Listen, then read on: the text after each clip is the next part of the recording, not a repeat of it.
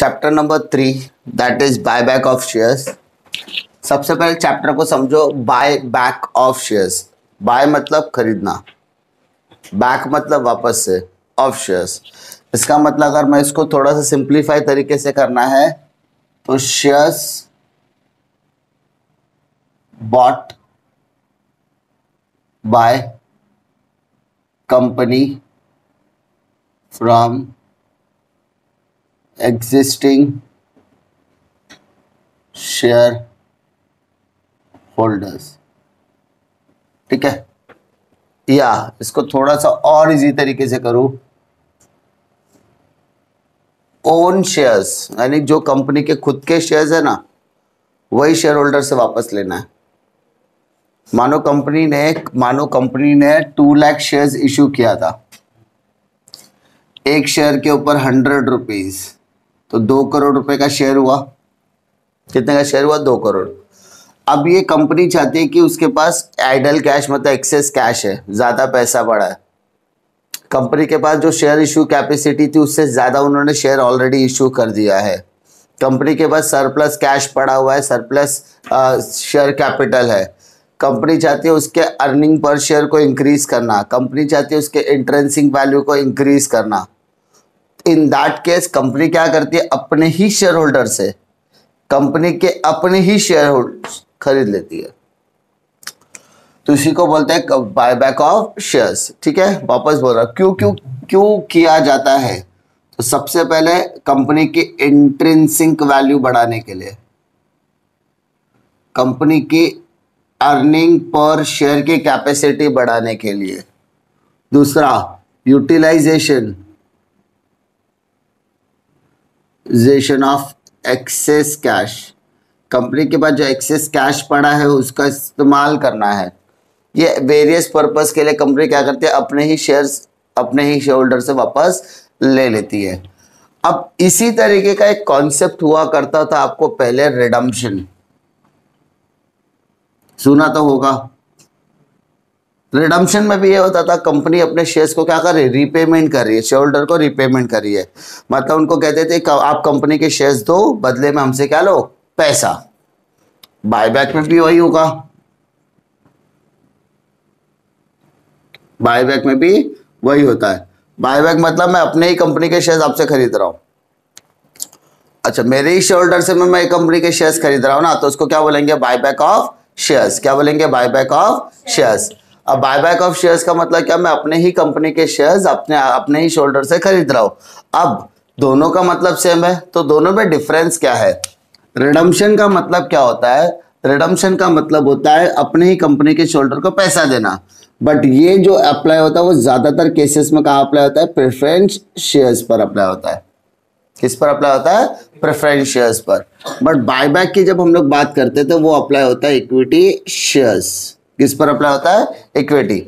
जब हम लोग प्रेफरेंस शेयर्स की बात करेंगे तो वो रिडम्पशन में चला जाएगा, लेकिन जब हम लोग इक्विटी शेयर्स की बात करेंगे तो वो किस में चला जाएगा? बायबैक। रिडम्पशन करने से पहले समझ लो मैंने आपसे प्रेफरेंस शेयर्स का पैसा लिया, तो मैंने आपसे पैसा लिया, बदले में आपको प्रेफरेंस शेयर्स दिया, तो उस प्रेफरेंस शेयर सर्टिफिकेट पर आपका मैच्योरिटी डेट लिखा हुआ होगा कि इतने दिनों बाद मैं आपको पैसा रिटर्न दूंगा। उसके बाद एट पार पे दूंगा, एट प्रीमियम पे दूंगा या एट डिस्काउंट, वो भी मेंशन होता है। इसका मतलब रिडम्पशन में मैच्योरिटी की डेट्स और टर्म्स दोनों लिखी होती है। बट यहां पर किसी भी तरीके का मैच्योरिटी डेट नहीं होता। ठीक है, मैच्योरिटी डेट मतलब एक पर्टिकुलर पीरियड ऑफ टाइम के बाद हम आपको कितना पैसा रिटर्न देंगे, वो भी नहीं लिखा होता है, और कब देंगे वो भी लिखा नहीं होता है। तो इसीलिए बायबैक ऑफ शेयर्स बहुत ज्यादा इंपॉर्टेंट पॉइंट ऑफ व्यू रखता है, क्योंकि इक्विटी शेयर होल्डर की लायबिलिटी, क्योंकि इक्विटी शेयर होल्डर जो है वो हमारे लिए एक लायबिलिटी है, तो अपने लायबिलिटी को रिड्यूस करने के लिए हम लोग क्या करते हैं? बायबैक ऑफ शेयर्स करते हैं। पैसे को यूटिलाइजेशन, क्योंकि देखो समझ लो उसके बाद 2 लाख शेयर्स थे, बेच दिए। अब अगर वो 50,000 शेयर वापस ले लेता है, बायबैक कर लेता है, तो ये फ्यूचर में अगर उसको वापस पैसे की जरूरत पड़ी तो वो 50,000 शेयर वापस क्या कर सकता है? दे सकता है, बेच सकता है। तो ये क्या होता है, इसको सर्कुलेशन ऑफ कैपिटल बोलते हैं, सर्कुलेशन ऑफ कैश बोलते हैं। पैसा ज्यादा है, यूज करो, दे दो, अपना पैसा वापस ले लो, ताकि आपको उतने पर्टिकुलर पीरियड ऑफ टाइम के लिए इंटरेस्ट, डिविडेंड, बोनस वगैरह देना नहीं पड़ेगा। तो इसको ऊपर बायबैक ऑफ शेयर्स का सिंपल कॉन्सेप्ट ये रहता है कि हम अपने शेयर को वापस लेने वाले हैं, वो भी कौन से शेयर को, इक्विटी शेयर्स को। अच्छा, कितना लेना है वो भी एक क्वेश्चन होता है ना। अब पूरे, अगर मैंने 2 लाख शेयर इश्यू किए हैं तो पूरे 2 लाख वापस ले सकता हूं क्या? नहीं। सेबी क्या कहता है, सेबी मतलब security and exchange board of India क्या कहता है कि अगर आपके कंपनी में जितने भी शेयर्स है उसका मैक्सिमम 25% ही आप बायबैक कर सकते हो। कितना? 25%। अच्छा 25, बट कंपनी के पास उतना पैसा ही ना हो तो, मान लो 50,000 शेयर मेरे को बायबैक करना, बट मेरे पास पैसा सिर्फ 25,000 देने का है, तो मैं क्यों बायबैक कर सकता हूँ 50,000 का? नहीं। तो इन दैट केस आपको एक कंडीशनल टेबल दिया होगा, उस कंडीशनल टेबल को अगर आप फॉलो करते हो तो आपको पता चलेगा कि कितना शेयर्स आप बायबैक कर सकते हैं, यानी number of shares available for buyback, कितने शेयर्स को आप बायबैक कर सकते हो। उस कंडीशनल टेबल में सबसे पहला टेबल जो दिया है ना, वो बोला है सोर्सेस। सोर्सेस मतलब हमारे पास कहाँ कहाँ से कौन कौन से फंड्स अवेलेबल है, general reserve, capital reserve, security premium, CRR and all सब बोलते हैं ना। तो उसमें से जो फंड्स है वो सारी फंड्स की बात करें तो general reserve, profit and loss, security premium और किसी भी तरीके का रिजर्व रहेगा तो वो लिखकर आप क्या लिखोगे, टोटल। ये सब इनर में लिखा, टोटल किया तो क्या हो जाएगा, आउटर में। इसको बोलते हैं सोर्सेस। क्या बोलते हैं? सोर्सेस। सोर्सेस मतलब सोर्सेस ऑफ फंड भी बोल सकते हो, ठीक है, सोर्सेस। सेकेंड क्या कहता है, 25% of own fund. Own fund, own fund को हम लोग नेटवर्थ भी बोलते हैं। हम लोग ने पढ़ा था net worth, own fund, share holders fund सुना है। तो ये सब फंड में क्या आता है, शेयर होल्डर। तो शेयर होल्डर 2 तरीके के होते हैं, इक्विटी और प्रेफरेंस। इक्विटी दिया तो इक्विटी लिखो, प्रेफरेंस दिया तो प्रेफरेंस लिखा, दोनों दिया तो दोनों लिखो। तीसरा सोर्सेस, तो सोर्सेस का भी टोटल हम लोग ने निकाला था, वही टोटल यहाँ पर एज इट इज कैरी करो। तो तीनों को ऐड किया तो क्या बोलेगा, टोटल ओन फंड। कितना बोला, total own fund, equity plus preference plus sources, क्या हो जाएगा, टोटल ओन फंड। और यहाँ पे 25% बोला है, तो 25% ओन फंड मतलब ये जो पैसा आएगा ना उसका 25% बाहर लेने का है। सिर्फ कितना percent, 25%। Third step, minimum own fund. Minimum own fund तो पहला क्या लिखोगे, टोटल ओन फंड। अच्छा क्या मेरे पास टोटल ओन फंड का टोटल है? हाँ है, अभी निकाला था। माइनस 50% ऑफ डेप्ट। डेप्ट मतलब क्या होता है, बोरोड फंड। बोरोड फंड का मतलब डिबेंचर्स, लोन, ये सारा चीज जो हम लोग रहता है ना वो डेप्ट। तो वो डेप्ट का कितना लेना, सिर्फ 50%, आधा। तो ले माइनस करके आप क्या लिखोगे बाहर, अमाउंट। फोर्थ वाला, ये फोर्थ स्टेप किसके ऊपर डिपेंड है मालूम है, क्वेश्चन पढ़ोगे, क्वेश्चन पढ़ने के बाद अगर आपके पास ऑफर प्राइस है तो ये स्टेप लिखने का, अगर आपके पास ऑफर प्राइस नहीं है तो ये स्टेप नहीं लिखने का, समझा। तो maximum limit of buyback 25% of equity shares. यहाँ पे कैपिटल लिखा है क्या, नहीं, इक्विटी शेयर्स मतलब नंबर ऑफ शेयर्स की बात कर रहे हैं हम लोग। किसकी बात कर रहे हैं, नंबर ऑफ शेयर्स। जैसे मैंने अभी आपको एग्जांपल दिया था, 2 लाख शेयर इंटू 100 तो 2 करोड़ रुपया हुआ ना। तो 2 करोड़ हमारा क्या, शेयर कैपिटल है, बट ये क्या है मेरे लिए, नंबर ऑफ शेयर्स है। तो हम लोग शेयर्स की बात कर रहे हैं। 2 लाख का 25% मतलब 50,000 shares, 50,000 share into offer price. Question में ऑफर प्राइस दिया रहेगा, क्वेश्चन में ऑफर प्राइस दिया रहेगा, मल्टीप्लाइड करके बाहर लिखो। And the final step, maximum possible amount of buyback 1 2 3 4, 1 2 3 4, ये चारों में से सबसे छोटा अमाउंट रहेगा वो लेने का, divided by offer price. Divide करो तो आपको नंबर ऑफ शेयर्स मिल जाएगा, समझा। मानो अगर ऑफर प्राइस आपको क्वेश्चन में नहीं दिया है तो क्या ये स्टेप आप लिखोगे, नहीं। तो इसका मतलब लिस्ट ऑफ द अबव में 1 2 3, 1 2 3, सिंपल। तो मैक्सिमम पॉसिबल अमाउंट में 1 2 3 तीनों का छोटा हो गया। अब divided by offer price, question में तो ऑफर प्राइस दिया ही नहीं है तो क्या करोगे, तो नंबर ऑफ शेयर्स को डिवाइड करने का, नंबर ऑफ शेयर्स को क्या करने का, डिवाइड। तो ऑफर प्राइस, यानी ये 2 स्टेप है ना वो इंटर का चेंज हो जाएंगे, हाँ है ना। नंबर ऑफ शेयर्स ऊपर चला जाएगा और नंबर ऑफर प्राइस नीचे आ जाएगा। अच्छा, नंबर ऑफ शेयर्स भी हमारे पास तो होगा नहीं, इन दैट केस हम क्या लेंगे 25% ऑफ इक्विटी शेयर्स। क्या लेंगे 25% ऑफ इक्विटी शेयर्स। समझा, सम आएगा और उसमें क्लैरिफिकेशन आएगा। ठीक है, तो हम लोगों को सबसे ज्यादा इंपॉर्टेंट चीज क्या है इसमें, कंडीशनल टेबल। अच्छा, अब मुझे बताओ कि मान लो हम लोगों ने कैलकुलेशन कर लिया, मान लो हम लोगों ने कैलकुलेशन कर लिया कि हाँ भाई हमको इतने शेयर्स को बाय बैक करना है, और ये कैलकुलेशन के हिसाब से मेरे को पता चल गया कि हमें 25,000 शेयर्स को बाय बैक करना है। कितने शेयर्स को बाय बैक करना है, 25,000 शेयर्स को बाय बैक करना है। अब बताओ, जब मैं बाय बैक की बात कर रहा हूं मतलब मैं शेयर्स को वापस खरीद रहा हूं, तो क्या इसका कोई अकाउंटिंग ट्रीटमेंट आएगा? क्या रिडम्पशन का कभी अकाउंटिंग ट्रीटमेंट पढ़ा था आपने? अकाउंटिंग ट्रीटमेंट का मतलब था जर्नल एंट्रीज। तो क्या आपने रिडम्पशन की जर्नल एंट्रीज पढ़ी थी? हाँ, तो वैसे बायबैक की भी जर्नल एंट्रीज होगी, लेकिन इसमें फायदा क्या है, इसमें जो जर्नल एंट्रीज है वो लिमिटेड है। लिमिटेड मतलब मैक्सिमम से मैक्सिमम 4 या 5, ठीक है, बहुत कम होती है। अच्छा चलो, बायबैक मतलब शेयर्स खरीदा, मान लो मैंने 25,000 शेयर्स खरीदा, वापस खरीदने की कोशिश की, तो एट पार पे खरीदूंगा, एट प्रीमियम पे खरीदूंगा या एट डिस्काउंट पे? तो डिस्काउंट वाला पार्ट हट गया। दो ही पॉसिबिलिटी है, या तो एट पार या तो एट प्रीमियम। तो कैसे करना है, सबसे पहले शेयर्स खरीदा तो equity share capital account debit, मानो 100 रुपए का शेयर्स है, भाई तू मुझे शेयर्स लाके दे, मैं तुझे 110 रुपए दूंगा। To equity shareholder account, how much, 110।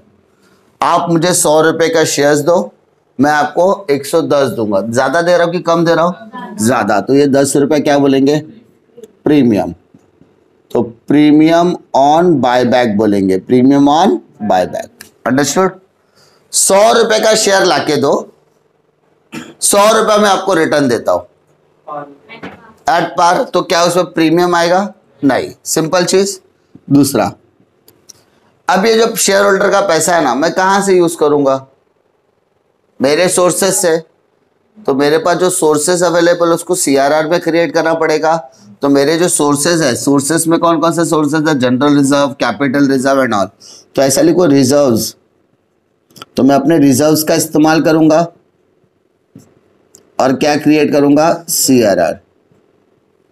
ठीक है, सीआरआर को क्रिएट कर दूंगा। तुमको लगता है तुम्हारे पास पैसा नहीं है, तो तुमने शेयर से इन्वेस्टमेंट सोल्ड किया, असेट सोल्ड किया। अब मुझे बता, कुछ भी चीज आप बेचते हो तो क्या आएगा और क्या जाएगा? पैसा आएगा, असेट जाएगा। तो cash bank account debit to assets. तो इन्वेस्टमेंट बेचने वगैरह की एंट्री में नहीं बता रहा क्योंकि वो इजी एंट्री है। बेचा मतलब पैसा आएगा, शेयर्स जाएगा, इन्वेस्टमेंट जाएगा, असेट जाएगा, कुछ भी जा सकता है। ठीक है, तो वो कैश आया। एंड जब आपको लगता है आपने पूरा पैसा यूज अरेंज कर लिया है, पूरा पैसा आपने अरेंज कर लिया है, अब मैंने क्या बताया था, प्रीमियम का पैसा कहां से एडजस्ट करना है, प्रीमियम से। तो हमारे लिए पास प्रीमियम मतलब सिक्योरिटी प्रीमियम होता है। क्या होता है, सिक्योरिटी प्रीमियम। तो security premium account debit to premium on buyback. Understood? वापस बोल रहा हूं, सबसे पहले हम लोग किसका अरेंजमेंट करेंगे बेटा, सर सबसे पहले हम लोग ये 100 रुपीज का अरेंजमेंट करेंगे। ये 100 रुपीज के अरेंजमेंट के लिए मेरे पास दो पॉसिबिलिटी है। पहला, या तो मैं सोर्सेस से अरेंज कर लूं। अच्छा, सोर्सेस से अरेंज कर सकते हो तो करो।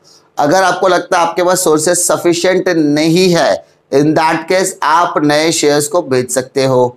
नए शेयर्स मतलब इक्विटी प्रीफरेंस। तो आपने शेयर्स बेचा तो शेयर्स जाएगा, पैसा आएगा। तो आपने इसका 100 रुपीज का अरेंजमेंट कर लिया। अब 10 रुपये अरेंज करना है, तो 10 रुपये कहां से अरेंज करें, सिक्योरिटी प्रीमियम।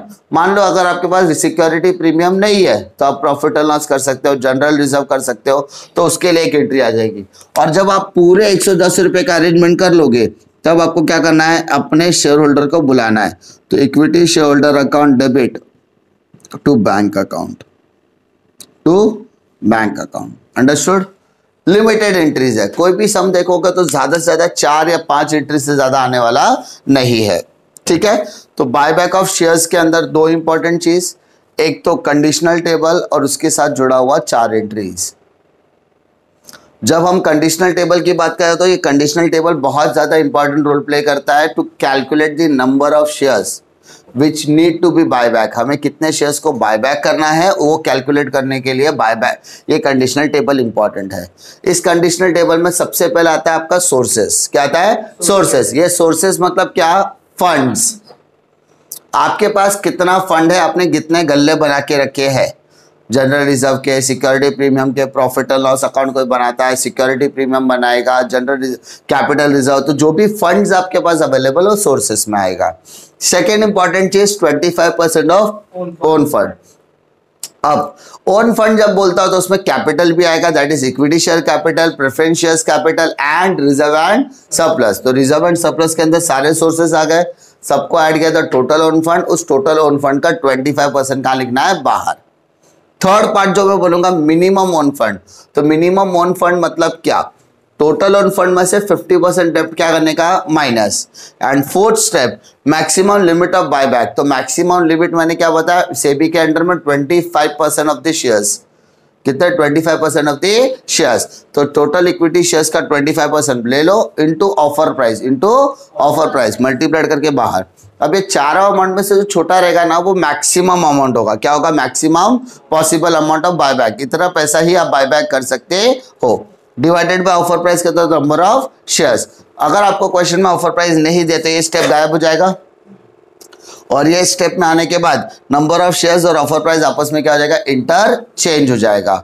क्यों? क्योंकि क्वेश्चन में ऑफर प्राइस नहीं दिया है। If the offer price is not given so you have to interchange this step. So आपको क्या मिलेगा? ऑफर प्राइस मिलने वाला है। और उस ऑफर प्राइस पे, ऑफर प्राइस मतलब मान लो मिल गया तुमको 20 रुपया, कितना मिला? 20 रुपीज मिला। तो इसका मतलब 20 रुपीज आपका ऑफर प्राइस मिला, तो 10 रुपये आपका फेस वैल्यू हुआ, 10 रुपये आपका सिक्योरिटी प्रीमियम हुआ। आपका ऑफर प्राइस मिल गया 200 रुपीज, तो क्वेश्चन में फेस वैल्यू जो रहेगा वो तो देखना ही पड़ेगा। तो फेस वैल्यू अलग और सिक्योरिटी प्रीमियम दोनों मर्ज करके ऑफर प्राइस दिया जाएगा। ठीक है, तो ऐसा मत सोचना कि ऑफर प्राइस का मतलब सिर्फ फेस वैल्यू, नहीं। 10 रुपये का शेयर है वो मेरा फेस वैल्यू है। ऑफर प्राइस 10 से ज्यादा ही होगा या 10 से कम होगा? 10 से ज्यादा है मतलब उसके अंदर सिक्योरिटी प्रीमियम ऐड अप है। तो सिक्योरिटी प्रीमियम मतलब premium on buyback, premium on buyback. Understood? तो इस तरीके से पूरा बायबैक ऑफ शेयर्स का बेसिक कॉन्सेप्ट है। क्लियर?